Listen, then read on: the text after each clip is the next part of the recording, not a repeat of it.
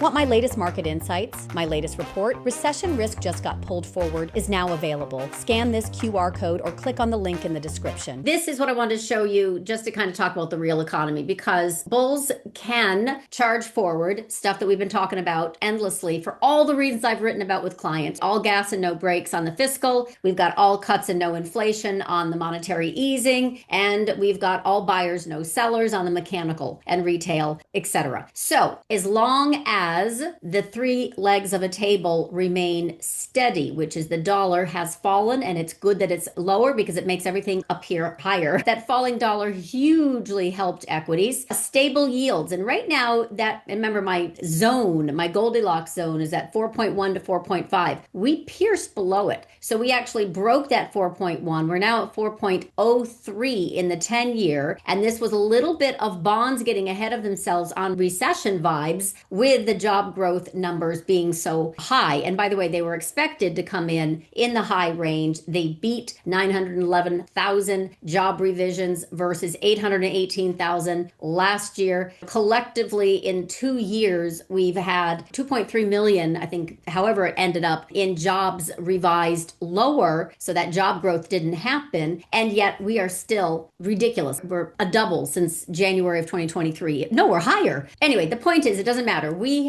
don't have a stock market that reflects the real world. But as it relates to this PPI, bulls are all excited this morning in expecting that yields are going to fall further. And that's one of the reasons that it pierced below and stayed below that 4.1 area, which was, as I mentioned, was a target on the short side. If you were looking at fixed income for the steepener, it went into a flattening phase for the 10-year, 2-year, etc. Anyway, but the bears are saying, wait, this is actually pulling forward this recession vibe again because of falling demand. This isn't like back in March, April timeframe where we had falling PPI because of the trade tariff terrors. This is actually, we had that delay and then we had them absorbed into the market. And now this is something else. So they're starting to think about that very carefully. What we do have is a very, very strong job revisions backdrop. And of course, I've written about this a lot. The falling labor market. It's the reason for the season why I study it so closely, because it will impact the bond trade. And we're all bond traders as it relates to where interest rates ultimately go and the rate differential with other yields, specifically Japan. So if you ever wanted to see a fractal of incredible tightness, well, I can show it to you in a minute. You take the US Japan 30-year yield ratio and you overlay it to SPX. Mwah. So anyway, the point is we are all bond traders.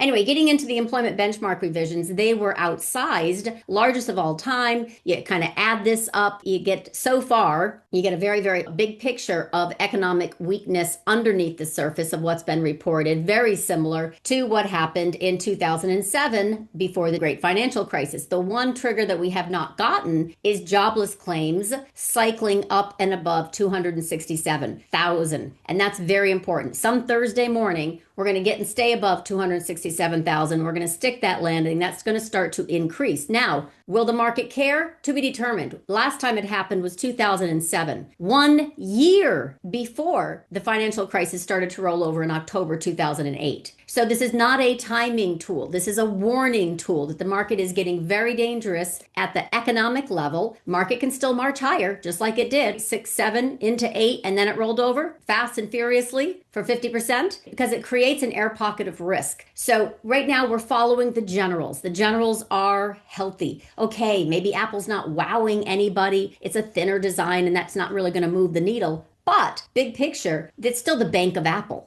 So the generals are still in play. And until they're taken out and shot, then we really don't have a rollover of size that we can get excited about. And then last but not least, remember that growth ratio that I have been showing you. And this is basically that 2.2. I had mentioned the past few weeks, we just need to bounce. Well, we did. And now we're getting back into what's a 2.3 is the ratio. But it means in my intermarket speak, if we get and stay above that 2.3, we're going to melt up. So we're going to be hitting that 2,666 pretty darn soon. We could also get rejected corrected there and have a little mini growth scare again. Maybe it develops into a bigger growth scare if we come back down and break. That turns into a red one if we happen to break and roll over. We're not there yet. Long story short, I wanted to just kind of give you a little bit of a reference on what PPI is bringing forward, what job growth revisions are bringing forward. It's not good news for the economy. And in the meantime, in the in-between time, this is also underneath the surface that you're talking about. This was February 3rd, and this was all green on the scene. Housing, real estate, the labor market, all the surveys were coming out. This is also McGilligan. Green, green, green on the scene. You got tons of bullish backdrop. Now fast forward to September 4th, and labor market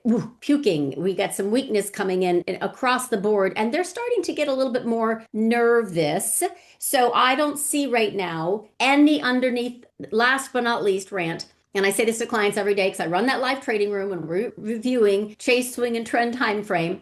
I don't see the equity volatility. I don't see the rate volatility, and I don't see the Treasury volatility, even with the 4.1% breakdown. So that tells me it's likely going to come back up.